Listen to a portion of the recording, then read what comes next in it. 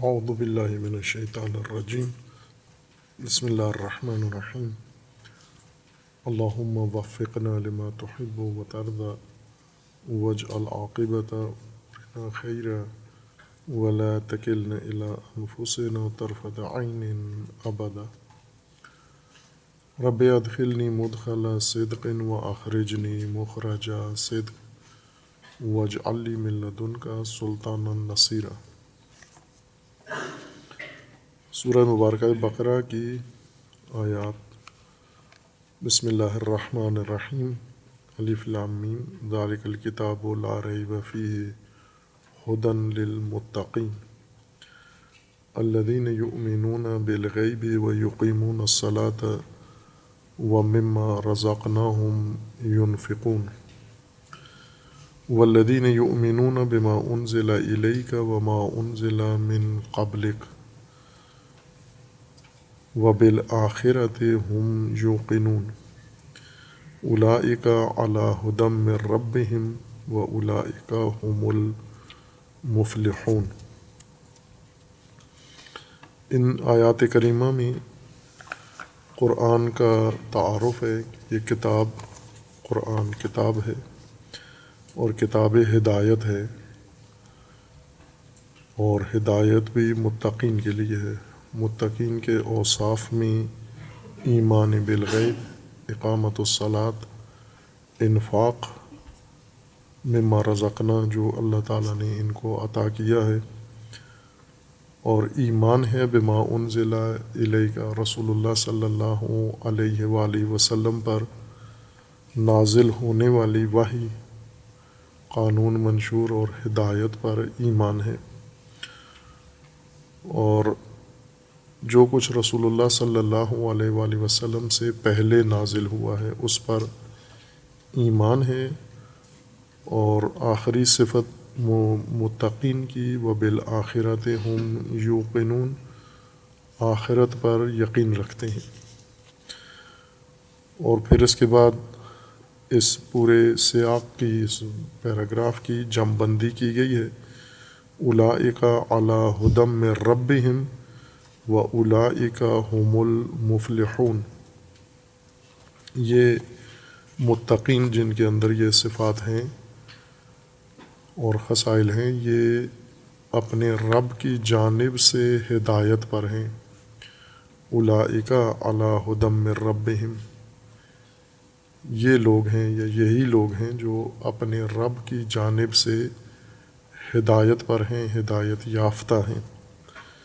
وَأُولَئِكَ هُمُ الْمُفْلِحُونَ، اور یہی مفلح و فلاح یافتہ ہے۔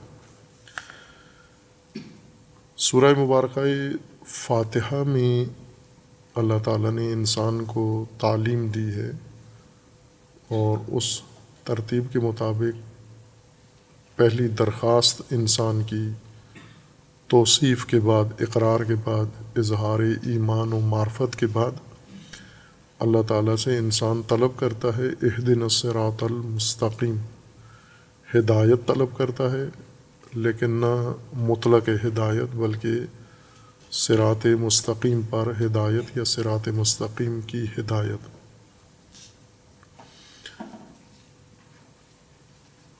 ہدایت کا معنی کیا تھا سورہ فاتحہ کی تفسیر میں۔ ہدایت عربی لفظ ہے اور ہادیے سے مشتق ہے، اصل مادہ اس کا ہادیے ہے، ہے دال یہ یا ہا دال یہ،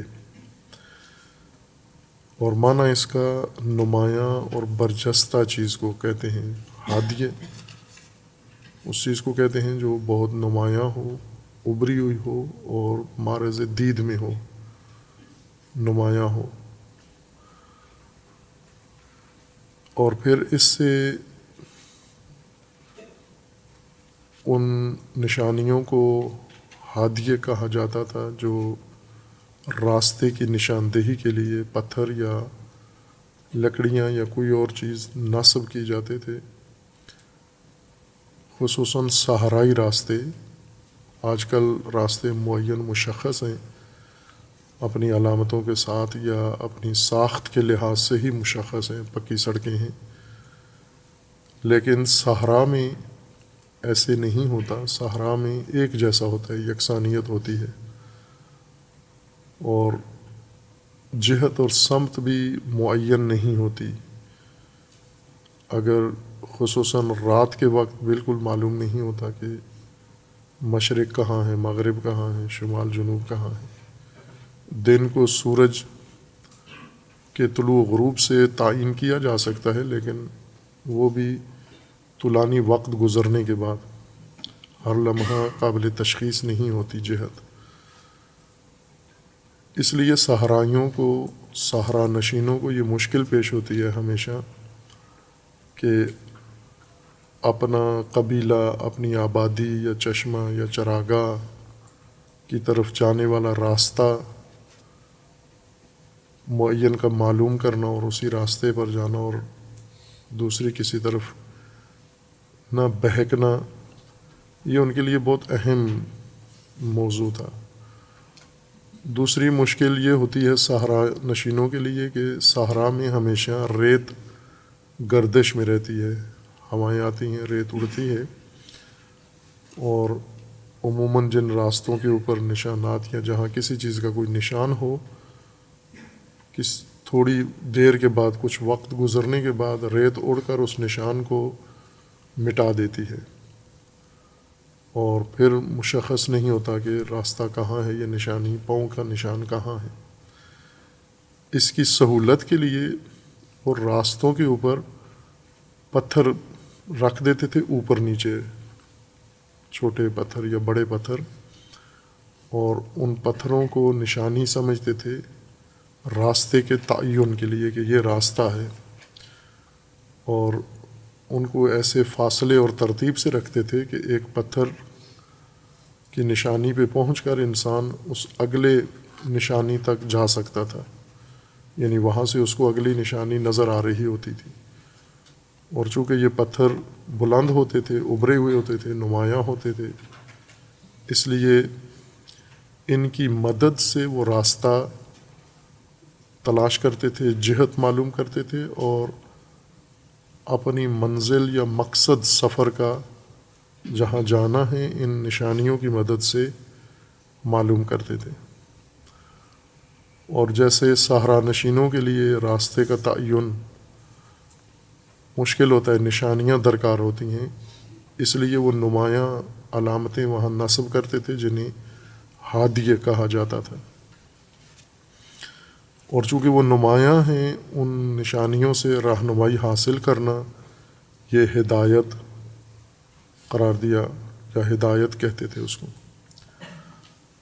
اسی طرح سمندری راستوں میں بھی دن کے وقت بھی یا رات کے وقت جہت اور سمت معلوم نہیں ہوتی۔ جو پیشہ ور کشتی بان ہیں، ملاح ہیں، جن کا کام ہی یہ سفر کرنا ہے، وہ ستاروں کی مدد سے یا فلکی علامات کی مدد سے سمت جہت ڈھونڈ لیتے تھے۔ آج کل بہت آسان ہے، چونکہ مواصلاتی نظام قائم ہو چکا ہے، اور اس سے ان کو مشکل پیش نہیں آتی۔ سارا کشتیوں کے اندر ہی قطب نما یا جہت نما میٹر لگے ہوتے ہیں، انہیں پتہ ہوتا ہے کہاں جا رہے ہیں۔ لیکن پرانے دور میں یا آج بھی وہ کشتیاں جو جدید جہت یاب نظام سے استفادہ نہیں کرتے، ان کے لیے ساحل پر یہ مشخص کرنے کے لیے کہ ساحل کہاں ہے، اور ساحل پر بھی گھاٹ معلوم کرنے کے لیے جہاں پر کشتی کو لنگر انداز ہونا ہے، جہاں پر لنگرگاہ یا بندرگاہ جہاں پر رکنا ہے، اس کو جا کر کشتی کو ایک برج بناتے تھے، ایک مینار نما بناتے تھے عمارت، اور اس کے اوپر رات کو چراغ جلا دیتے تھے۔ دن کو اس کی رنگت سے اور اس کی اونچائی سے کشتیاں دیکھ کے گھاٹ اور بندر یا لنگرگاہ کا تعین کر لیتی تھیں، اور رات کے وقت چراغ، اس کے اندر جلتا ہوا چراغ رہنما ہوتا تھا۔ اس کو بھی ہادیہ کہتے تھے. وہ بھی ہادی ہے چونکہ نمایاں ہے، ساحل کے اوپر ایک نمایاں برج بنا ہوتا ہے، ٹاور بنا ہوتا ہے، نمایاں ہونے کی وجہ سے اس کو ہادیہ کہتے تھے. اور چونکہ کشتیاں رات کے وقت یا دن کے وقت اس کو دیکھ کر جہت یا بندر تلاش کرتی تھیں، بندرگاہ، اس لیے وہ ان کی ہدایت کرتا تھا وہ. اور اسی سے قرآن کریم نے یہ لفظ نظام الہی کے لیے اپنایا ہے، دین کے اندر اس لفظ کو اختیار کیا ہے انسان کی رہنمائی کے لیے. انسان کی خلقت ہے، انسان کی خلقت کا ایک مقصد ہے، اس مقصد تک انسان نے خود پہنچنا ہے اپنے عمل کے ذریعے، اپنی کوشش کے ذریعے. وہ مقصد کس جہت میں ہے اور اس مقصد تک جانے والا راستہ کیا ہے، اس راستے کی نشانیاں، علامتیں کیا ہیں، اس سارے مجموعے کو بھی قرآن نے ہدایت کا نام دیا ہے.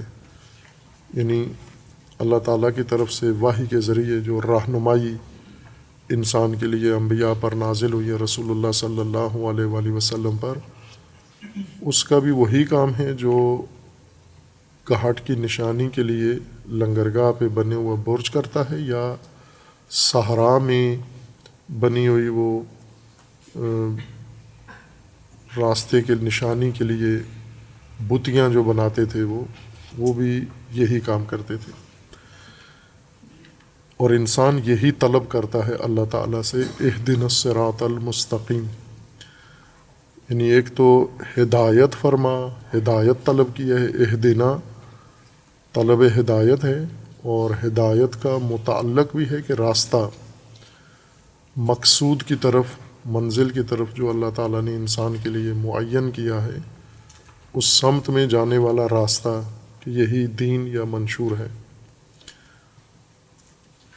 اور پھر اس کے بعد اس کی تفصیل بیان شروع کر دی، اس راستے کی خصوصیات ہیں. صراط الذین انعمت علیہم، منعم علیہم کا راستہ، یعنی مزید اس راستے کی شناخت کرا دی انسان کو کہ ان لوگوں کا راستہ جو، یا وہ راستہ جس پر پہلے انعام یافتہ منعم علیہم پہلے پہنچے ہیں اور منزل پائی ہے انہوں نے، انہی کا راستہ.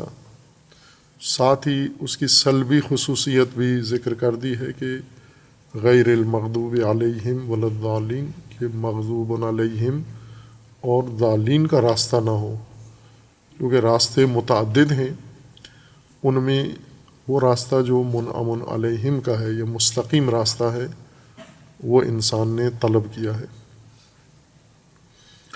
سورہ مبارکہ بقرہ میں آغاز میں ہی گویا وہ تسلسل ہے اسی مطلب کا جو سورہ فاتحہ میں شروع ہوا ہے، جس کا آغاز ہوا ہے طلب ہدایت ہے. تو ہدایت کے لیے اللہ تعالیٰ نے انسان کے سامنے منشور پیش کیا ہے الکتاب، ذالک الکتاب لا ریب فیہ ھدی للمتقین. یعنی وہ ہدایت جو طلب کی تھی آپ نے، وہ یہ ہے، یہ کتاب ہے. اور اس کتاب کے ذریعے انسان نے ہدایت لی ہے، لیکن ہدایت کے لیے شرط تقویٰ ہے، متقی ہونا ضروری ہے. اگر انسان متقی نہ ہو تو ہدایت سے محروم ہے، ہدایت اس تک نہیں پہنچ سکتی. اور پھر متقی کی خصوصیات ذکر کی ہیں. مہم ترین خصوصیات متقی کی ایمان بالغیب ہے، اقامت الصلاۃ ہے، اور انفاق ہے، ایمان ہے بما انزل الیک وما انزل من قبلک وبالآخرۃ ہم یوقنون. کہ ہدایت پانے والا طبقہ، ہدایت کی قابلیت رکھنے والے یہ ہیں جن کے اندر یہ خصوصیات ہوں.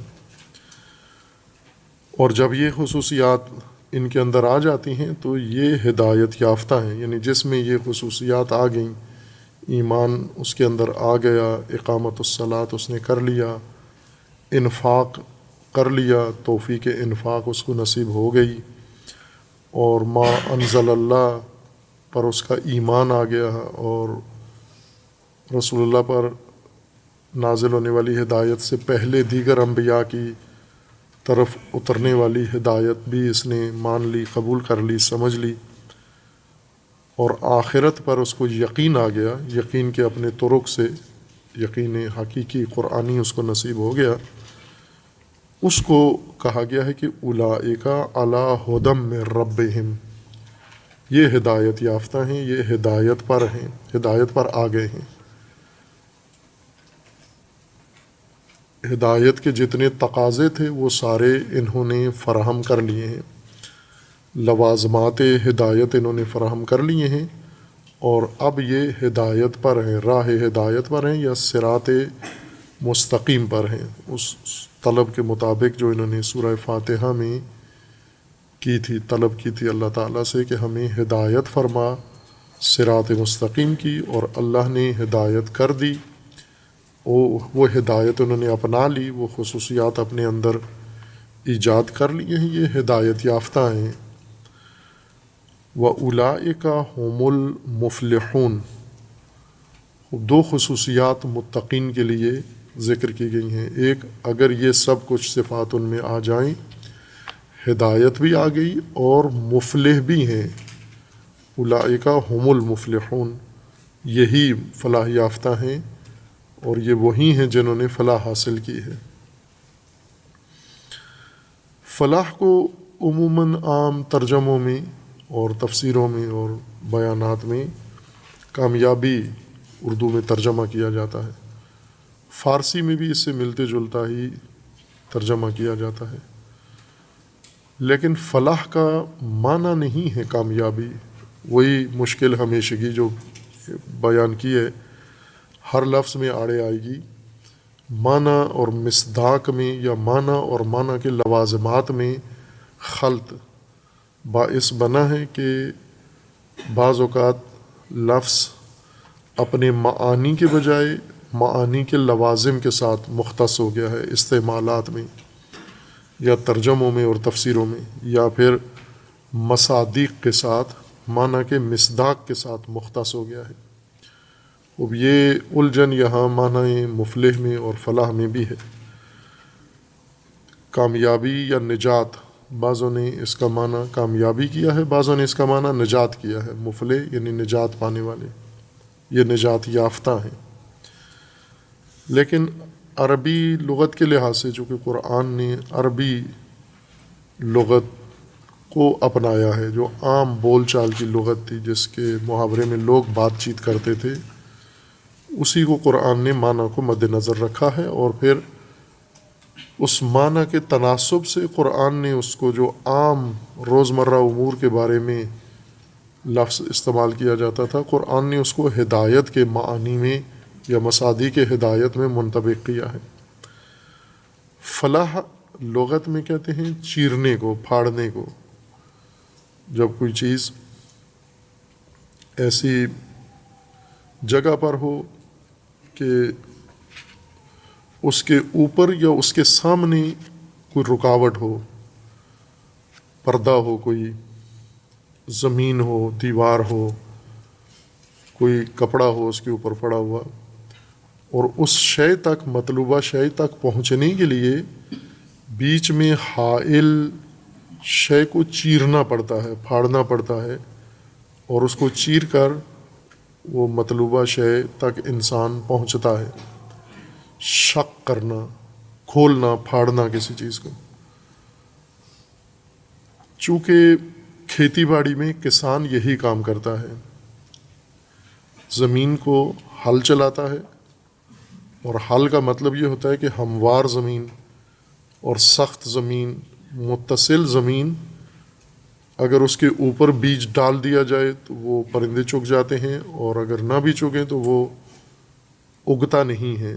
بیج کو اگنے کے لیے زمین کے نیچے مٹی کے اندر جانا چاہیے، دب جانا چاہیے، یعنی اس کے چاروں طرف مٹی ہونی چاہیے، اور مٹی کی بھی دبیز طے ہو، نہ کہ معمولی سی اوپر طے بنا دیں، دبیز طے ہو، تاکہ اس کے اندر جو بیج کو اگنے کے لیے، بیج کو کھلنے کے لیے، پھٹنے کے لیے جتنے درجہ حرارت کی ضرورت ہے مٹی وہ درجہ حرارت اس کو فراہم کرے، جتنی اس کو نمی رطوبت کی ضرورت ہے یہ مٹی اتنی نمی اپنے اندر جذب کر کے بیج کو مہیا کرے، اور جتنی اس کو کھاد کی ضرورت ہے یا مٹی کے اندر موجود خاصیت کی ضرورت ہے وہ ساری، یعنی کیمیکل مٹی کے اندر جو ایک کیمیائی عمل کی ضرورت ہے وہ سارا بیج کے اوپر انجام پائے،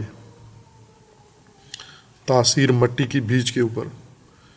اس لیے بیج کو مٹی کے اندر پہنچانا ضروری ہے، اور عموماً زمینیں معمول کے مطابق بارشوں کی وجہ سے اور عام سطح زمین کے اوپر کی سخت ہوتی ہے، ہموار ہو تو بھی سخت ہوتی ہے، بیج کاشت کرنے کے لیے تیار نہیں ہوتی۔ اس کی تیاری کا پہلا مرحلہ یہ ہے کہ اس زمین کو کھولا جائے، چیرا جائے، اس کو ہل نوکدار پھل ہوتا ہے جس کے ذریعے سے قدیم زمانوں میں یہ ہاتھوں سے کرتے تھے، پھر بیلوں سے کرتے تھے، پھر آج مشینوں کے ذریعے کام ایک ہی ہوتا ہے کہ نوکدار پھل کے ذریعے اس کو چیرا جاتا ہے اور زمین کھل جاتی ہے، اس کا پارٹ بن جاتا ہے، آدھی مٹی ایک طرف آدھی ایک طرف ہو جاتی ہے، اور بیج ڈالنے کے لیے، بیج کو مٹی کے اندر چھپانے کے لیے اتنی تہ بن جاتی ہے یا اتنی گہرائی میسر آ جاتی ہے جس میں بعد میں بیج ڈال کے اس کے اوپر مٹی پڑ جائے اور چھپ جائے بیج اس کے اندر۔ اس اصل معنی شک کرنا ہے، فلاح کا اصل معنی کسی چیز کو بھی شک کرنا ہے، چیرنا ہے، پھاڑنا ہے، اور اس کا شگاف اس کے اندر ایجاد کرنا ہے تاکہ اپنی متعلقہ چیز آپ حاصل کر سکیں، اس تک پہنچ سکیں، آپ اپنے مقصود تک جا سکیں۔ اس کا ایک مصداق کھیتی باڑی ہے کہ کھیتی باڑی میں یہی کام ہوتا ہے، زمین کو چیرا جاتا ہے، کھولا جاتا ہے، اور کھول کر اس کے اندر بیج کاشت کیا جاتا ہے، اور وہ بیج اگتا ہے پھر باہر۔ اگر یہ پہلا کام نہ ہو، شک نہ ہو، مقصود حاصل نہیں ہوتا۔ کسان کا مقصود یہاں پر بیج مٹی کے اندر ڈالنا نہیں ہوتا، اس کا مقصود اصل میں اس بیج کو کاشت کر کے اور بیج کے اگنے کے بعد، پودا نکلنے کے بعد اس کے اوپر جو پھل لگنا ہے، خوشہ لگنا ہے، دانے لگنے ہیں، اس کا مقصود وہ دانے حاصل کرنا ہے۔ لیکن وہ مقصود مٹی کو چیرے بغیر حاصل نہیں ہوتا۔ پہلا قدم یہی ہے کہ مٹی میں شگاف ڈالو اور موجودہ بیج اس کے اندر ڈالو تاکہ اس سے نکلنے والی کونپلیں اور پودا اور خوشہ آپ کو اپنا مقصود فراہم کرے۔ اس وجہ سے اس عمل کو، کھیتی باڑی کو فلاحت کہتے ہیں عرب۔ شگاف، زمینیں شگاف کر کے بیج ڈال کے کچھ مقصد حاصل کرنا۔ اسی طرح اگر کھیتی باڑی یا زمین کے علاوہ اگر انسان کچھ اور دیگر کوئی معنوی چیز حاصل کرنا چاہتا ہے، یعنی مادی مقصود، کسان کا مادی مقصود ہے اور شگاف بھی مادی ہے، لیکن اگر کوئی معنوی حالت، کیفیت بھی ایسے ہو کہ کسی انسان نے پہنچنا ہے کسی معنوی مقصود تک، اور اس معنوی مقصود کے آگے حائل ہے، رکاوٹ ہے کوئی چیز، یا جیسے ہم مثال دوسری لے سکتے ہیں کہ انسان نے کوئی چیز ڈھونڈنی ہے اندھیرے کے اندر، اندھیرا ہے شدید گپ، اور اس میں انسان نے کوئی چیز تلاش کرنی ہے۔ اس چیز کو تلاش کرنے کے لیے عام معمول ہے، ابھی بھی ہے، جیسے گاڑیاں ہیں صحراؤں میں یا دور دراز سفر کرتے ہیں، گاڑیوں کی خود لائٹ ہوتی ہے آگے لگی ہوئی، روشنی کا انتظام ہوتا ہے، چراغ گاڑیوں کے اندر نصب کیا ہوتا ہے، بیٹری سے چلتا ہے۔ یہ گاڑی کا نور، جو ہی گاڑی سٹارٹ ہوتی ہے اور اس کے بعد اس کی لائٹ آن ہوتی ہے، پھر وہ بیم کی طرح، ایک ستون کی طرح لائٹ آگے جاتی ہے، اندھیرے کو چیر دیتی ہے، شگاف ڈال دیتی ہے اندھیرے کو، ظلمت چھٹ جاتی ہے اس سے، اور گاڑی میں بیٹھے ہوئے انسان کو اپنی جہت یا اپنا راستہ نظر آ جاتا ہے. مقصد اس کا راستہ دیکھنا تھا. اس راستے کے راہ میں اندھیرا حائل تھا، تاریکی حائل تھی، ظلمت. اس ظلمت کو چیرنے کے لیے اس نے گاڑی کے اندر انتظام کیا ہوا ہے روشنی کا. اور وہ روشنی ایسی ہوتی ہے اس چراغ کی طرح جو ابھی ہم بیٹھے ہوئے ہیں جس میں، اس طرح نہیں ہوتی. یہ روشنی یہیں پہ پھیل کے ختم ہو جاتی ہے. گاڑی کی روشنی لمبائی میں ایک خط کی صورت میں آگے جاتی ہے. وہ بناتے ہی ایسے ہیں اس کو، اور اس کے ذریعے سے وہ ظلمت کو چیرتی ہے. دائیں بائیں سڑک کے دائیں بائیں ظلمت ہی رہتی ہے، لیکن سڑک کے اوپر یا راستے کے اوپر شگاف پڑ جاتا ہے ظلمت کے اندر. یہ فلاحت ہے، یہ بھی فلاحت ہے. اور اس شگاف سے مقصود راستہ تلاش کرنا تھا. لہٰذا جس طرح کسان زمین چیرتا ہے اور اس سے فصل اگاتا ہے، اسی طرح مسافر روشنی کے ذریعے ظلمت چیرتا ہے اور اپنا راستہ تلاش کرتا ہے، اور اس راستے کے ذریعے سے اپنی منزل پاتا ہے. اور روشنی کی مدد سے یہ گاڑی اپنے مقصود تک پہنچ جاتی ہے جہاں اس کو جانا ہو. انسان جو خلقت میں ایک مقصد کے تحت پیدا کیا گیا ہے، انسان کی خلقت کا ایک مقصد رکھا گیا ہے، وہاں تک انسان کو پہنچنا ہے. اور خلقت کا عمل خالق نے انجام دے دیا، اس میں انسان کو شامل نہیں رکھا، انسان کو مکلف نہیں کیا. خلقت میں تخلیق اللہ کا فعل ہے کہ اللہ تعالیٰ نے انہی مادی اسباب کے ذریعے سے انسان کی تخلیق کی ہے. لیکن تخلیق کے بعد آگے جو انسان کا مقصود خلقت ہے، خلقت ایک بیج ہے تیار کیا اللہ تعالیٰ نے، خالق نے بیج بنا دیا ہے. اس بیج کو اپنے مقصد تک پہنچنا ہے، تناور بننا ہے، یعنی انسان بننا ہے، حقیقی انسان بننا ہے. بعض اوقات ہم اس کو کہتے ہیں انسان کامل. انسان کہتے ہی اس کو ہیں جو کامل ہو. جو کامل نہیں ہوا وہ مجازن انسان ہے، حقیقتاً انسان نہیں ہے. انسان اس کو کہتے ہیں جس کے اندر وہ ساری صفات ہوں. جیسے انسان کا مجسمہ یا انسان کی تصویر، یہ ایک مجازی انسان ہے چونکہ اس کے اندر روح نہیں ہے، زندگی نہیں ہے. اور یہ جو زندہ جثہ ہے جس کے اندر تحرک ہے، احساس ہے، کھاتا پیتا ہے، یہ بھی مجازی انسان ہے. حقیقی انسان وہ ہے جس کے اندر وہ کمالات اوصاف انسانی آ جائیں، موجود ہو جائیں، جس کے اندر محقق ہو جائیں، بالفعل فعلیت اختیار کر لیں. فعلیت سے مراد یعنی اس استعدادی حالت سے نکل کر وجودی لباس پہن لیں.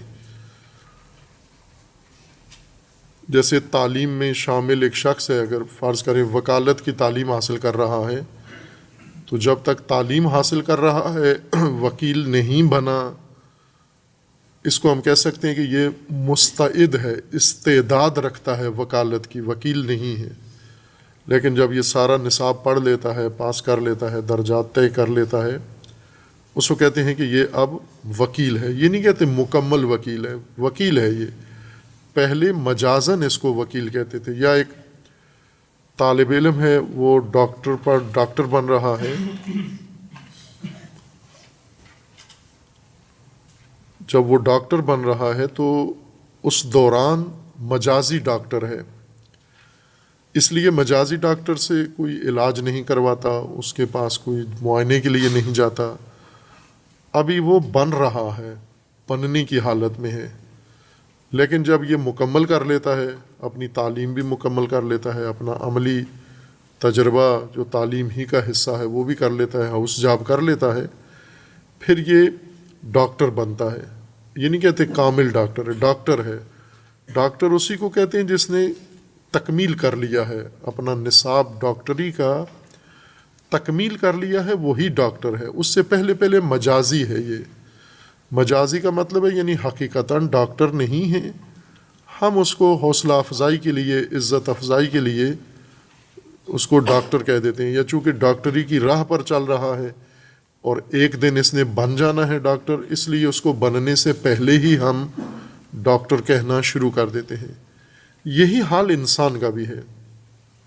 انسان کا ایک نصاب ہے ہدایت کا، اس نصاب سے اس نے وہ تمام صفات، کمالات، خصوصیات، اوصاف، صفات اپنے اندر پیدا کرنی ہے، اور جن سے وہ انسان کہلائے گا۔ جب وہ ساری تکمیل ہو جاتی ہے انسانی نصاب کی، انسانی مرحلہ وار، اسی وقت اس کو انسان کہتے ہیں۔ اس سے پہلے یہ وکیل طالب علم کی طرح ہے، یا ڈاکٹر یا انجینئر طالب علم کی طرح مجازن ڈاکٹر کہلاتا ہے، حقیقتاً نہیں ہے، اور اسے کوئی ڈاکٹر سمجھتا بھی نہیں ہے، ڈاکٹر والا رویہ بھی اس کے ساتھ کسی کا نہیں ہوتا۔ عزت افزائی کے لیے اس کو کہتے ہیں کہ آپ ڈاکٹر ہیں۔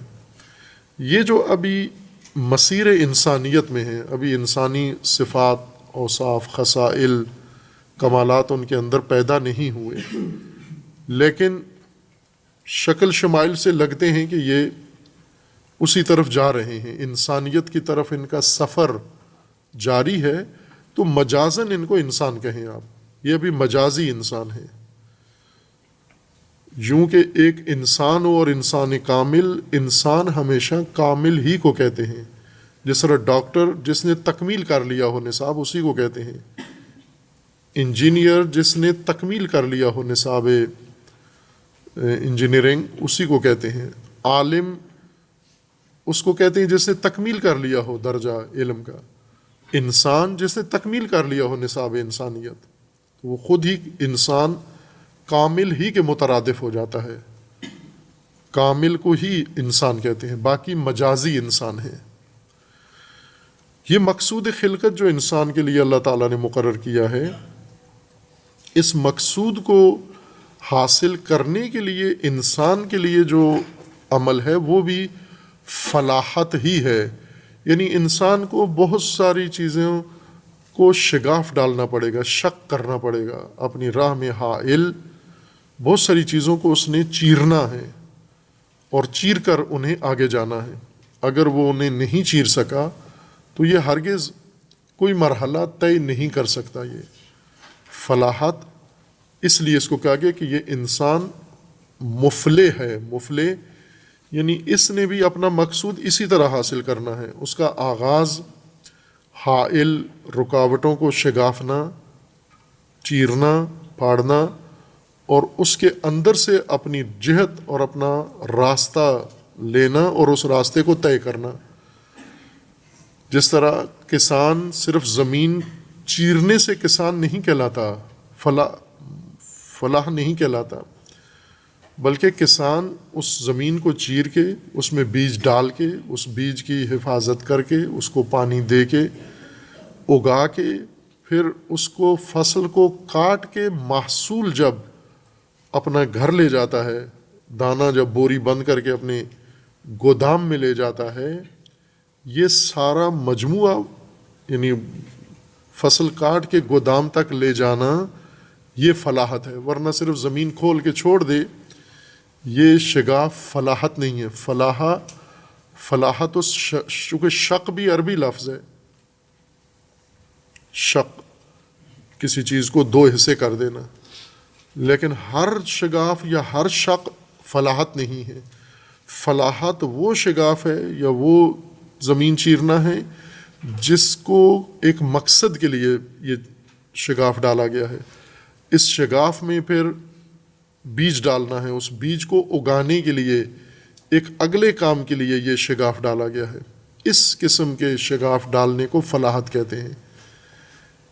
اسی طرح انسان نے ہدایت حاصل کرنا ہے، اور اس ہدایت کے لیے اپنا مقصود حاصل کرنا، چونکہ ہدایت کا مطلب ہے نمایاں علامتیں، نشانیاں، وہ جو انسان کو راستہ بتاتی جائیں، اور راستے کا انتہا، منتہا، راستے کا جہاں پر راستہ اختتام پذیر ہونا ہے جا کر، وہ مقصد و منزل انسان ہے، وہ مراد انسان ہے۔ ہدایت کے دو کام ہیں، راستہ بتانا اور راستہ کے ساتھ ساتھ ہدف نمایاں کرنا۔ ہادیہ دو کام کرتی ہے ہدایت، راستہ اور مقصد. اور یہ راستہ سیدھا ہو، اگر ہموار ہو، آسان ہو، استوار ہو، اور یہ راستہ مستقیم اگر ہو، یعنی قیام والا راستہ، اس راستے کے اوپر قیام ہو، استقامت والا راستہ ہو، یہ انسان کو اپنے مقصود تک پہنچاتا ہے. اس ہدی کا بھی مطلب یہی ہے، ہدا کا مطلب یہی ہے.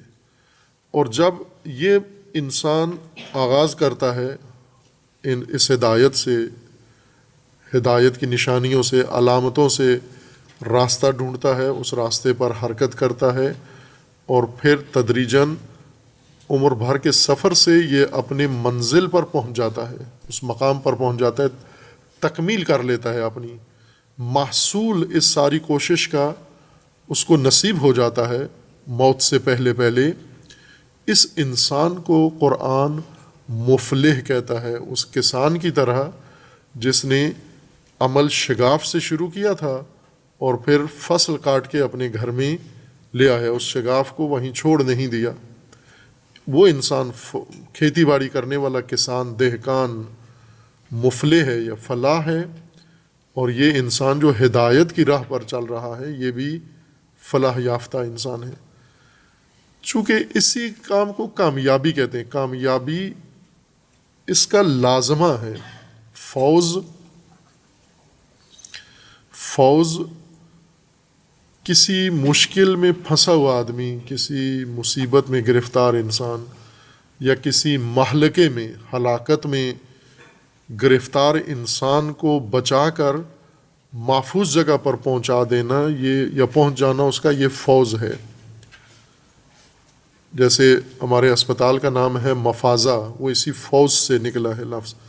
مفازہ یعنی جہاں پر آپ نے بیماری سے یا کسی وبا سے مبتلا انسان جو اس کو موت تک لے جا سکتی تھی، اس سے بچا کے آپ محفوظ جگہ پر لے آئے ہیں. فوز در حقیقت ڈوبتا ہوا ایک انسان نکال کر اونچے ٹیلے پہ بٹھا دینا، محفوظ جگہ پر جہاں سیلاب نہ پہنچتا ہو، اس کو فوز کہتے ہیں. یا عربی میں دوسرا لفظ ہے ظفر. ظفر کہتے ہیں کسی چیز کی جستجو کے بعد اس چیز تک دسترسی پا لینا، رسائی اس کی ہو جائے انسان کو. جیسے آپ کے آگے آگے کوئی چیز جا رہی ہے اور آپ اس کے پیچھے جا رہے ہیں، تو نہایتاً آپ نے اس کو جا کر پا لیا، اسے لے لیا، پکڑ لیا اس کو. یہ ظفر ہے. فلاحت نہ ظفر کا معنی ہے نہ فوز ہے. بعض اہل لغت نے یہ معنی کیا ہے اس کا کہ فلاحت ظفر کو یا فوز کو کہتے ہیں. نہ، فلاحت ماہیت میں ظفر و فوز سے الگ ہے. فوز بھی ایک بہت زیبا عمل ہے، بہت خوبصورت عمل ہے، لیکن فوز کے لیے پہلے کسی کو ڈوبا ہوا ہونا ضروری ہے، مصیبت میں گرفتار ہونا ضروری ہے، مشکل میں پھنسا ہوا ہونا ضروری ہے، مہلکے میں غرق ہوا ہونا ضروری ہے، تاکہ فوز کا لفظ صد کرے اس کے اوپر کہ یہ ڈوب رہا تھا، مر رہا تھا، مصیبت میں گرفتار تھا، نابود ہو رہا تھا، ہم نے اس کو اٹھا کے محفوظ ٹھکانے پہ پہنچا دیا، یہ فوز ہے. لیکن اگر کوئی ایسا نہیں ہے، جیسے ایک تندرست آدمی ہے، بیمار نہیں ہے، تو آپ نے یہ نہیں کہہ سکتے کہ اس کو فوز نصیب ہوئی ہے، یہ فائز ہو گیا ہے. فائز مصیبت زدہ ہوتا ہے ہمیشہ. جو مصیبتوں میں گرفتار نہیں ہے وہ فائز نہیں ہوتا. اسی طرح سے وہ شخص جو ظفر حاصل کرتا ہے، مظفر ہے، خوب یہ وہ شخص ہے جو کسی کی جستجو میں ہے، کسی چیز کی تلاش میں ہے، وہ چیز اس کی دسترس میں ابھی نہیں ہے، یہ کوشش کر کے اس تک پہنچ جاتا ہے، اس شے تک، اس کو کہتے ہیں یہ ظفر ہے. یہ جیسے جنگوں کے اندر اگر ایک شخص چاہتا ہے کسی علاقے پر قبضہ کرنا چاہتے ہیں یا اپنا علاقہ واپس لینا چاہتے ہیں کسی سے، اور یہ کوششیں کر کے وہ علاقہ اپنا اس سے واپس لے لیں، یہ ظفر ہے. فلاحت یہ نہیں ہے، چونکہ ظفر اور فوز کے اندر رشد نہیں ہے، ہدایت نہیں ہے، نشو و نما نہیں ہے، تکمیل نہیں ہے. یعنی فوز تکمیل کے بعد نہیں حاصل ہوتی، فوز مصیبت کے بعد حاصل ہوتی ہے۔ اس لیے فوز کا مطلب ہوتا ہے نجات، مفازہ نجات کی جگہ، نجات کا نقطہ، مقام نجات، اور ظفر پا لینا، یعنی ہاتھ میں جو چیز نہیں ہے قبضے میں اس تک پہنچ جانا، یہ ظفر ہے۔ یعنی کوئی منصب پہلے آپ کے پاس نہیں تھا، یہ منصب آپ نے لے لیا، پہنچ گئے اس تک آپ۔ کوئی شے آپ کے پاس نہیں تھی یا کوئی قریبی آپ کے ساتھ نہیں تھا، اس دوست تک پہنچ گئے آپ نے، تو ظفر پا لیا آپ نے۔ ان میں رشد نہیں ہے، ہدایت نہیں ہے، ان معانی کے اندر تکامل نہیں ہے، جبکہ فلاحت کے معنی میں یہ عنصر ہے، ہدایت کے ساتھ فلاحت کا ربط ہے۔ ہدایت کا نتیجہ فلاحت ہے، یعنی ہدایت کا جو عملی نقشہ ہے، جس طرح ہدایت سے جو چیز وقوع پذیر ہوتی ہے، عمل میں آتی ہے، وہ وہی ہے جیسے کسان بیج کے ذریعے سے فصل تک پہنچتا ہے، انسان اسی طرح ہدایت کے ذریعے سے اپنے کمال تک پہنچتا ہے، مقصود تک پہنچتا ہے۔ اس لیے اس ہدایت کے مکمل اس نظام کو بھی فلاحت کہا گیا ہے۔ آغاز شگاف سے ہوتا ہے اور انتہا محصول سے ہوتی ہے، یعنی بھرپور محصول جو اسی سے اگا کر آپ نے اپنی شخصیت کے اندر یا اپنے سماج کے اندر، اپنے معاشرے کے اندر ایجاد کیا ہے۔ خب اب ہم دیکھیں کہ انفرادی طور پر تو یہ بات سمجھ میں آتی ہے، جیسے ایک بچہ ہے، والدین نے اس کو اسکول میں بھیجا ہے، اس نے پڑھنا شروع کیا ہے، اور پڑھ کر تدریجاً وہ کرتے کرتے اپنی ایک علمی منزل پر پہنچ گیا ہے، اور اس دوران اس نے وہی فلاحت کی ہے، یعنی ایک بیج کو اس نے پرورش دی ہے، پروان چڑھایا ہے، رشد دی ہے، اور ایک کمال تک پہنچایا ہے اس نے، یہ فلاحت ہے۔ اسی طرح ہدایت کے اندر انسان نے یہی کام کیا ہے۔ یہ ہدایت انفرادی اگر ہو، انفرادی ہدایت میں بچہ پیدا ہوا، انسانیت تک پہنچا، جیسے علامہ اقبال نے خودی کا مفہوم پیش کیا، یعنی انسان اپنی شخصیت کی تکمیل کرتا ہے، اپنی ذات کی، انفرادی ذات کی تکمیل کرتا ہے، شخصیت بناتا ہے، اپنی تشخص بناتا ہے اپنا، یا انسانیت اپنی حاصل کرتا ہے قرآن کے بقول۔ خب یہ کام کر لینے کے بعد ابھی بھی مفلح نہیں ہیں۔ مفلح اس وقت ہے کہ جب یہ پورا باغ، پورا کھیت ایک بیج نکل کے کونپل بن کے خوشے تک پہنچ جائے، اس کو نہیں کہتے یہ فلاحت۔ یہ کسان جس نے ایک پودا، یعنی 1 ایکڑ یا 10 ایکڑ یا 100 ایکڑ جگہ اس نے کاشت کی تھی، ایک دانہ بیچ میں سے اگ گیا، باقی کوئی بھی نہیں اگا، یہ ایک دانہ، یا باقی بھی اگے لیکن باقی دانے سارے پودے ضائع ہو گئے، جانور کھا گئے، کاٹ لیے اس نے، ایک اس کی مشین سے بچ گیا پودا، وہ اگتا رہا، بڑھتا رہا، اور اس پر خوشہ لگا اور دانے لگ گئے۔ پورے کھیت میں ایک پودا بڑھ کر رشد پا کے چلا گیا۔ اس شخص کو نہیں کہتے یہ فلاح، یہ کسان ہے جو ایک پودا اگا لے۔ فلاحت یہ ہے کہ یہ کھیت پورا، جتنی بیج، جتنی کاشت ہوئی ہے زمین، جتنی زمین شگافی ہے، شگاف کیا ہے، اس کو چیرا ہے اور اس کے اندر پودا دانہ ڈالا ہے، وہ سارے دانے نکلیں اور نکل کر اپنے کمال تک پہنچے، یہ مفلحون ہیں۔ اس لیے جم کا صیغہ قرآن نے ہمیشہ استعمال کیا ہے، اس بات کی علامت ہے الذین یؤمن، پہلے متقین ہے، جم کا صیغہ ہے۔ یا جیسے سورہ فاتحہ میں اہدنا الصراط المستقیم، یعنی انفرادی نہیں ہے بات، انسان سماجی ہے، معاشرتی ہے، اجتماعی ہے، اور اس پیکر میں اس نے رشد کرنی ہے۔ انسان کی حیثیت اجتماع میں ایک عضو کسی ہے، بلکہ عضو بھی نہ کہیں ہم، ایک خلیے کی حیثیت ہے، سیل کی حیثیت ہے۔ انسان کا جسم تشکیل پاتا ہے چھوٹے چھوٹے خلیات سے، چھوٹے چھوٹے سیل ہیں جو جڑ کر انسان بنا ہوا ہے، جسا بنا ہوا ہے۔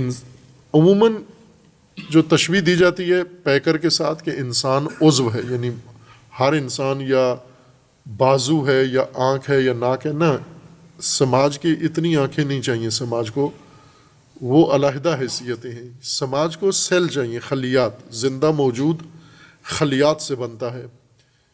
یعنی وہ خلیہ ایک زندہ اکائی کا نام ہے، ایک یونٹ ہے زندہ، اور ان خلیوں کے جڑنے سے زندہ چیز وجود میں آتی ہے، ایک جسم بنتا ہے، انسان کا، حیوان کا جسم بنتا ہے.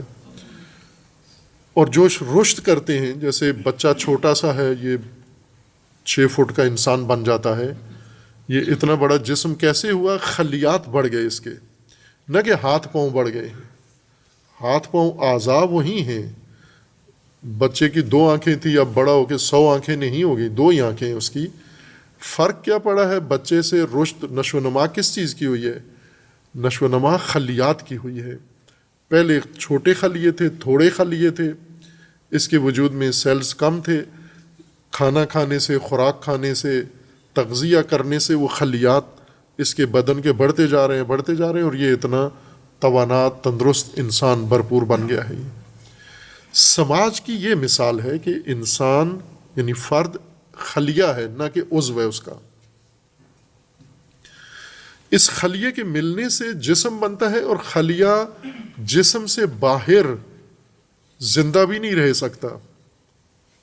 یوں نہیں ہو سکتا کہ آپ اپنے جسم کے کچھ خلیات، سیلز نکال لیں اور ان کو الگ کسی شیشی میں رکھ دیں یا کسی برتن میں، پلیٹ میں رکھ دیں، اور وہ وہیں پر پرورش پاتے رہیں. یہ مر جائیں گے، گل سڑ جائیں گے وہاں پر.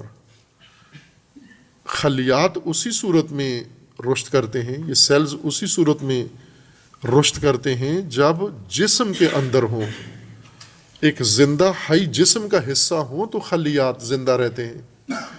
افراد امت کے اندر، افراد سماج کے اندر، افراد معاشرے کے اندر یہی حیثیت رکھتے ہیں. یہ خلیات اگر معاشرے سے کاٹ کے، سماج سے علیحدہ کر کے ایک حویلی میں، ایک مدرسے میں، ایک کسی خطے میں الگ کر دیں، یہ گل سڑ جائیں گے. جیسے انسان کے جسم کے خلیات کاٹ کے ان کو کسی پلیٹ میں رکھ دیں آپ. جیسے جانور کا گوشت کاٹ لیں آپ، جانور کا گوشت خلیات ہے، اگر اس کو مائکروسکوپ میں دیکھیں آپ تو آپ کو یہ پوری ایک عمارت بنی ہوئی نظر آئے گی. چھوٹے چھوٹے خلیے ہیں جڑے ہوئے، ان سے یہ گوشت بنا ہوا ہے. یہ خلیات اگر کاٹ کے آپ الگ کر دیں، وہ گل سڑ جائیں گے وہاں پر. انسان کی، افراد کی حیثیت معاشرے کے اندر یہی ہے جو خلیات کی حیثیت ہے انسان کے جسم میں. خوب اب فلاحت کا معنی یہاں زیادہ واضح ہو جاتا ہے. فلاحت یہ نہیں ہے کہ ایک خلیہ الگ رکھ کر معاشرے سے اس کی تعلیم تربیت ہوتی رہے اور وہ خوش رہے کہ میں نے اپنے آپ کو ہدایت دے دیا اور میں ہوں علی ھدی من ربہم اور میں ہوں مفلح. نہ، اس طرح تو آپ تو سڑے ہوئے ہو. مفلح اجتماع نے ہونا ہے. اولئک هم المفلحون، هم المفلحون.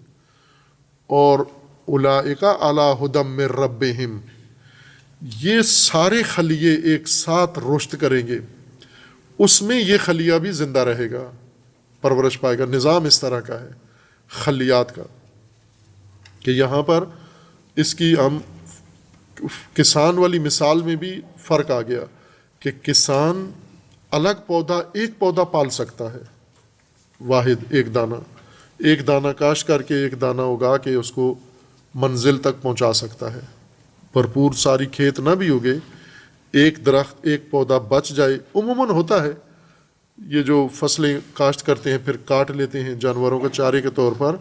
کبھی کبھار کسی کھیت کے کونے میں، گوشے میں، کسی اوجل ایریا میں ایک آدھ پودا رہ جاتا ہے، بچ جاتا ہے، وہ رشد کرتا رہتا ہے اور رشد کر کے وہ مکمل ہو کے اس پہ خوشہ لگ جاتا ہے. ہر چند اس ایک کا کوئی فائدہ نہیں ہوتا، نہ کسان کو ہوتا ہے، نہ وہ بیچ سکتا ہے، نہ خرید سکتا ہے، لیکن رشد کر جاتا ہے. پودا تنہا اپنی جگہ پر دوسرے پودوں سے ہٹ کر رشد کر گیا، لیکن خلیہ نہیں کر سکتا، رشد تنہا نہیں کر سکتا. اس کا نظام اس طرح سے ہے کہ یہ پیکر میں، جسم میں رشد کرتا ہے، جسم میں بڑھتا ہے. تعداد بھی اس کی اسی جسم میں بڑھتی ہے اور اس کی پرورش بھی اور زندگی بھی، بقا بھی اسی نظام کے اندر ہوتی ہے. امت کی یہ مثال ہے، معاشرے کی یہ مثال ہے. اس لیے یہ معاشرہ تشکیل پائے گا اپنے ارکان کے ذریعے سے. ان ارکان پر تشکیل پا کر پھر اس نے ہدایت کا سفر شروع کرنا ہے۔ ہدایت کے اس سفر میں بھی یہ اجتماعیت قائم رہنی ہے، اجتماعیت بنیاد ہے، سماجی رشد اس نے کرنی ہے۔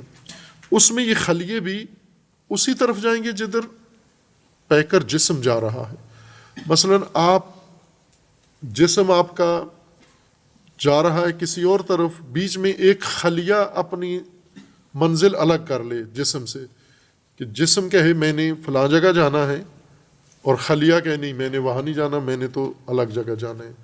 جسم سارا جہنم کا سفر طے کرے، گمراہی کا، خلیہ کہے میں نے جنت میں جانا ہے۔ یہ کیسے ممکن ہے کہ جسم سارا جہنم میں ہو، آگ میں ہو؟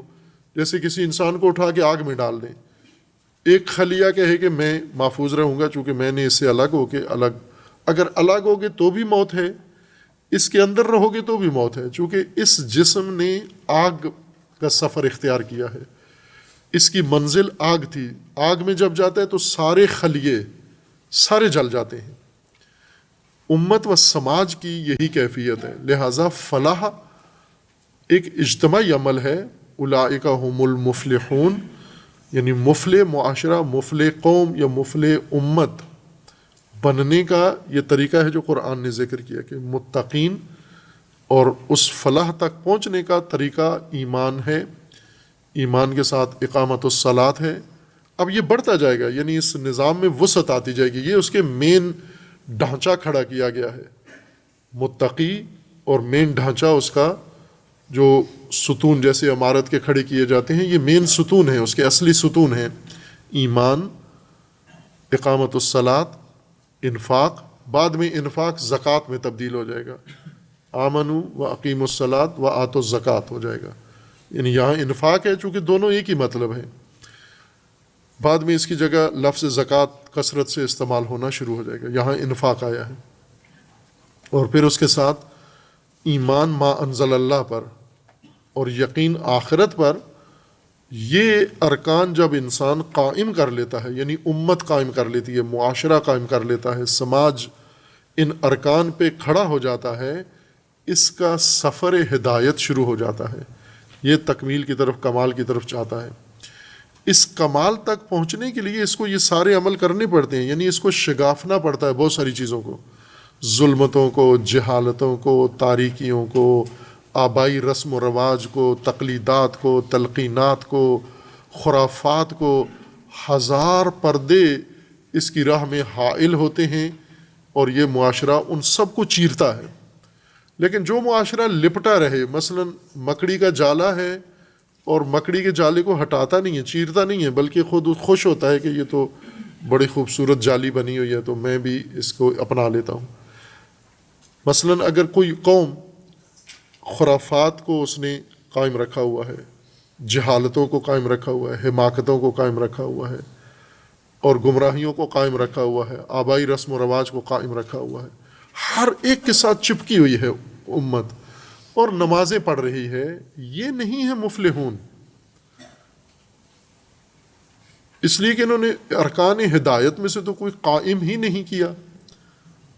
فلاحت کا عمل یہ تھا کہ یہ ساری گمراہیاں، جیسے رسول اللہ نے آ کر فلاحت شروع کی، فلاحت کیا کی؟ سب سے پہلے شگاف چیرا، ہل چلایا، جاہلیت کی زمین کو تہ و بالا کر دیا، اور اس کے نیچے چھپی ہوئی استعداد کو باہر نکالا اور ان کے اندر ہدایت کا بیج کاشت کیا۔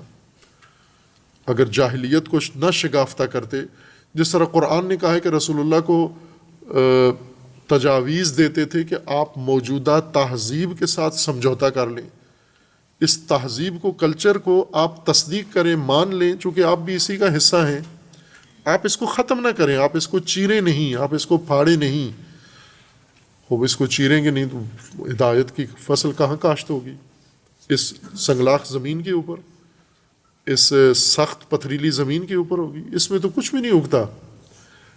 ہم جو آج کام کر رہے ہیں، یعنی قرآن عملاً متروک ہو گیا ہے، مہجور ہو گیا ہے، اس کی وجہ یہ ہے کہ قرآن کو ہم جس زمین پہ پیش کر رہے ہیں اس میں شگاف نہیں ڈالا، فلاحت نہیں کی۔ جو تھا جاہلیت، اس کو مان کر اسی کے اوپر ایک تہ قرآن کی لگانا شروع کر دیا. اس سے تو فلاحت نہیں ہوتی، فصل نہیں اگتی، ہدایت کا عمل شروع ہی نہیں ہوتا. یہ ایک توہم ہے، یہ ایک دھوکہ ہے کہ ہم ہدایت پا رہے ہیں.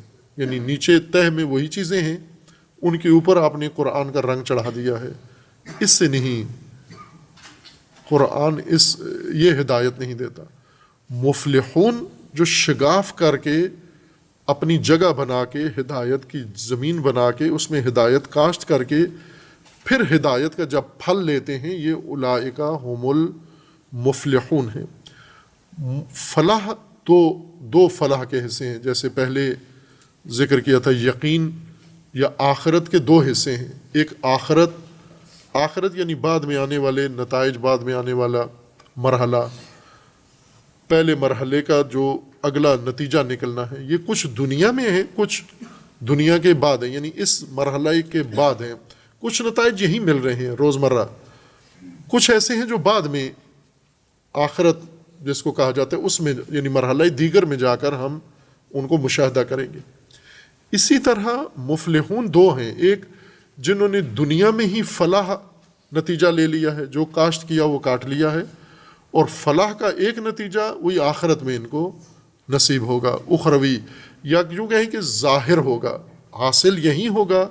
چونکہ آخرت بنانی یہاں ہے دنیا میں، اس کا راز، اس کا پردہ ہٹنا ہے دوسرے مرحلے میں جا کر.